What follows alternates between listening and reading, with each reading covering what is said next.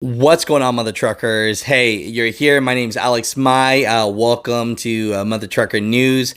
Over here, man, we're talking everything trucking, making money in trucking. I know all of you are wanting to find a way to invest your life and be financially free, and you think you want to do that with trucking. And that's what we do here. We give you news, information, just updates, everything possible. And today we have a really good one because one part of making money in the trucking game is making sure you don't get any violations. But there is a myth about the DOT officers and their quota. Is it real? Is it not? Their job is to give inspections. So let's hear about this. And we have John, ex-DOT for so many years, going to tell us the pressures that he felt when he was a DOT officer.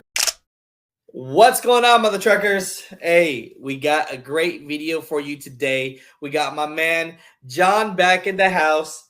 We haven't seen him in a while, but so many new truck drivers and a lot of old ones, they always have questions about inspections and the truth about DOT, FMCSA, and who better than John? Introduce yourself and what you're doing out there, brother. All right. I used to be a state patrol inspector. So for 12 years, I was the guy that pulled you over at the scales. I apologize for that. Thanks, John. Then I was an investigator with the feds, and I went and knocked on company doors and issued bad ratings, whether they were satisfactory, unrated, conditional, or unsatisfactory. I left giving them fines and penalties and a bad rating. And then I was a hazmat guy with the FAA. Now I'm founder and CEO and training guy at truckingwins.com. Yeah. I'm literally here trying to educate truckers and safety directors on how to navigate these waters called trucking regulations and CSA scores and ratings and loading, and basically trying to come into a scale and getting out without being shut down. I got you. No, I appreciate you. Let's do some fun myths out there. Still to this day, I get truck drivers all the time.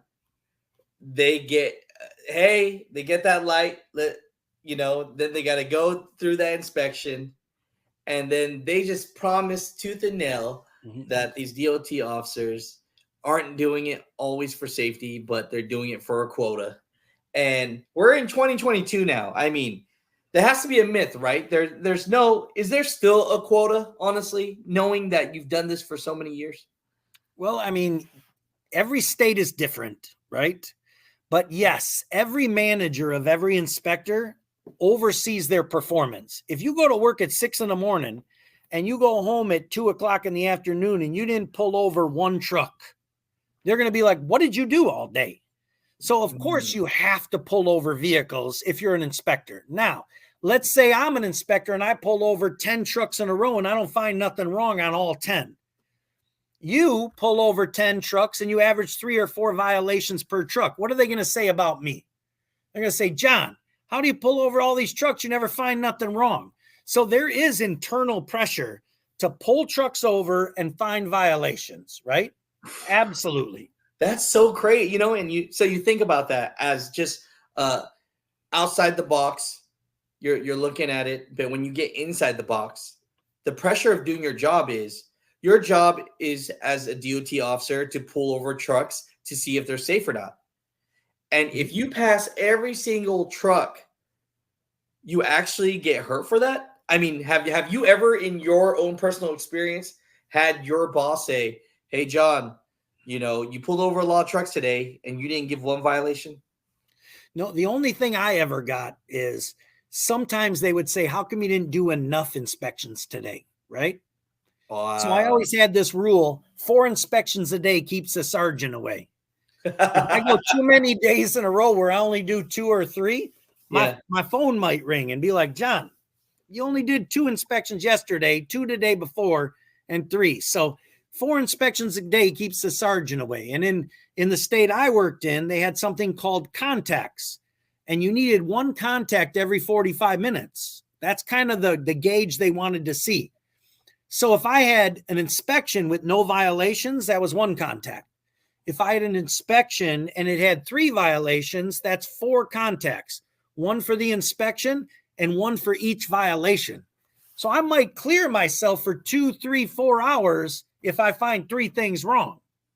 Now, that doesn't mean I still don't need 4 inspections today to keep the sergeant away. So if I could wake up in the morning at 6 a.m., my shift's over at 2:30, I got a half an hour break for my lunch, I got 8 hours to do 4 inspections and get about 6 or 7 or 8 contacts, maybe 10, right? So 8 contacts, are we almost saying that? So they count the rule book. If you do 1 inspection, there's no violations, that counts still as 1 contact. Yeah, that's in Wisconsin. Each state can be different in how they analyze our performance, right? But if you pull someone over and they have a violation, then each violation counts as a contact as well. Correct. So you need 1 contact, 1 violation, or 1 inspection every 45 minutes? Yeah, and if you multiply that out, you're talking maybe 10. So 4 inspections a day keeps the sergeant away, and 10 contacts a day keep the sergeant away. Now, one more part, right? One more part. Let's say of those 10 contacts I have in a day, and another inspector has 10. That inspector writes 3 tickets. I only write 0, right? So over the course of the month, my enforcement rate for citations is 0% because I never write a ticket, right? The other guy's running a 30% ticket rate. They may call me up and say, John, how come your citation issuance rate is 0%? How come you haven't written 1 ticket in the whole month where everybody else is writing 3 or 4 tickets per 10 contacts? See? So do inspectors get scrutinized with how many tickets they write? Sure. How many contacts they get? How many inspections they do? If any state tells you that's not the case, that's an absolute lie. Wow, that's crazy. So so at that point you feel pressured to give some violations. So I don't want to put words in your mouth, but as a human the reality being, of it, right? As a human being, if I see a junk truck, an old truck, I might want to pull that truck over, and there might be a couple violations. And if there are a couple violations, that's going to keep, me good for, a couple hours. You know what I mean? I mean, did you ever feel that? I would say every inspector knows that's the case, right? Now, here's one other part to it. Let's say I wanted a little overtime. And I'm not advocating this. I'm just talking reality because you like the truth, right? Yeah. And this isn't across the board. But if I needed to do 4 inspections a day to keep the sergeant away, and I did 3 really clean ones right away, and then maybe an hour before my shift's over, I grab a truck that I know has got plenty of violations. Well, now I'm not going to finish the inspection before my shift is over, and I'm going to get my 4th inspection. And I might get 12 contacts because the truck's in that bad a shape, right? Because it takes so long. Now I'm going to exceed my 8-hour day and get overtime. So pull a junk truck over 30 minutes before your shift's over and get some OT. Get some OT. Yep. That's so I'm not saying every inspector does that, but there are some that will purposely pull over a really bad truck at the end of the day because their kid needs a new pair of shoes. Oh, man. So the next time one of you mother truckers gets pulled over and the guy or gal says, hey, man, you messed up my day. Yep.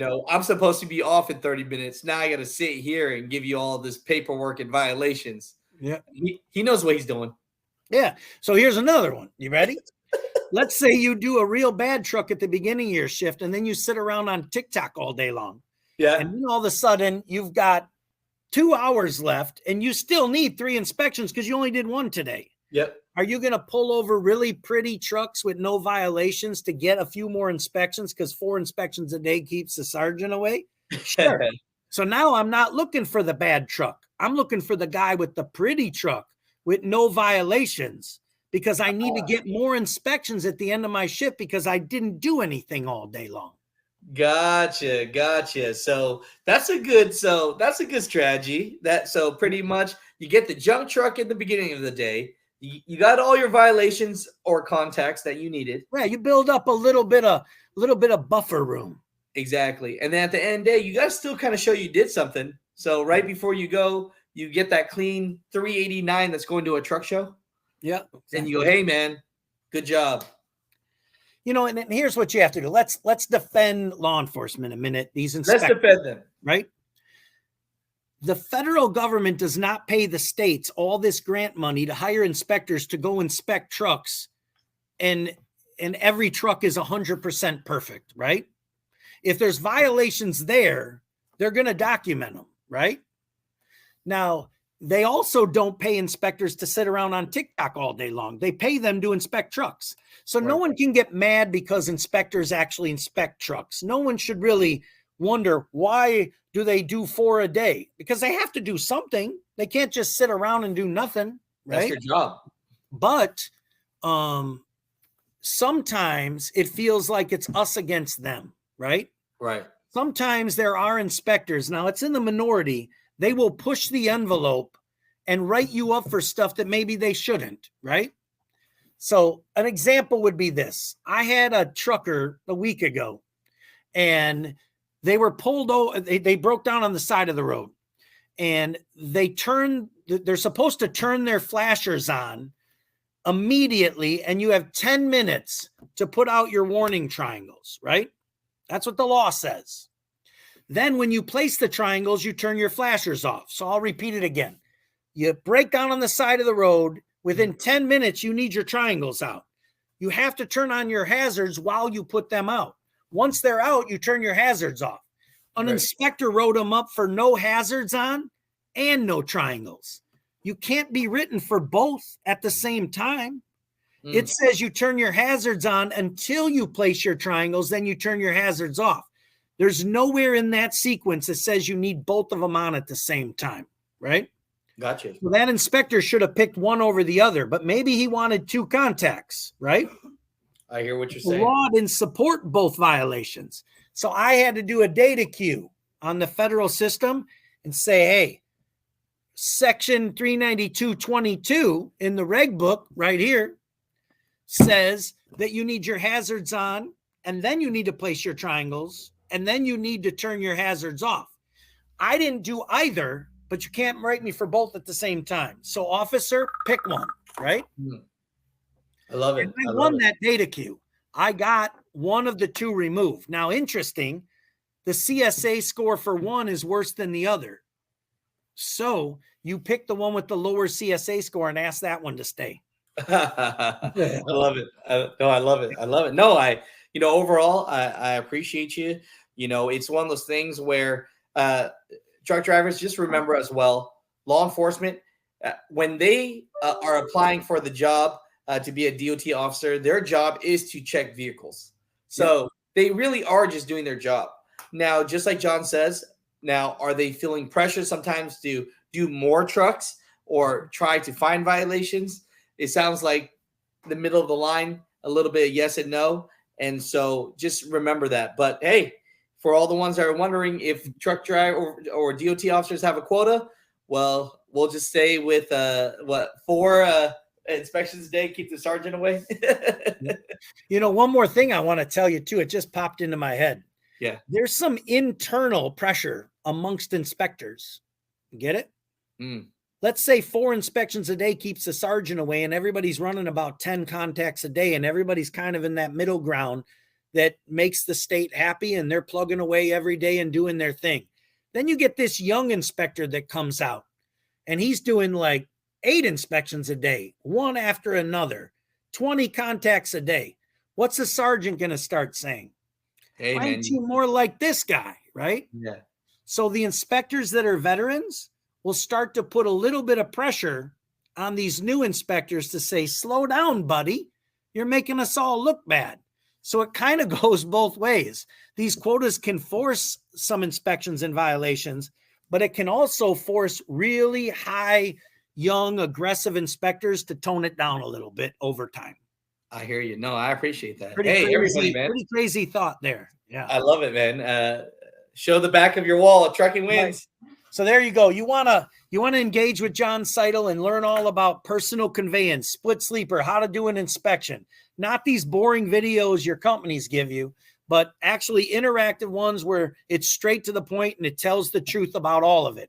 Come to www.truckingwins, sign up. I not only have the videos, Once a month, I have a 2-hour podcast. So you come on and everybody can ask as many questions as they want about any topic, any roadside, any crash you got. It's part of the service that I offer. So come check us out at truckingwins.com. I love it. That's cool.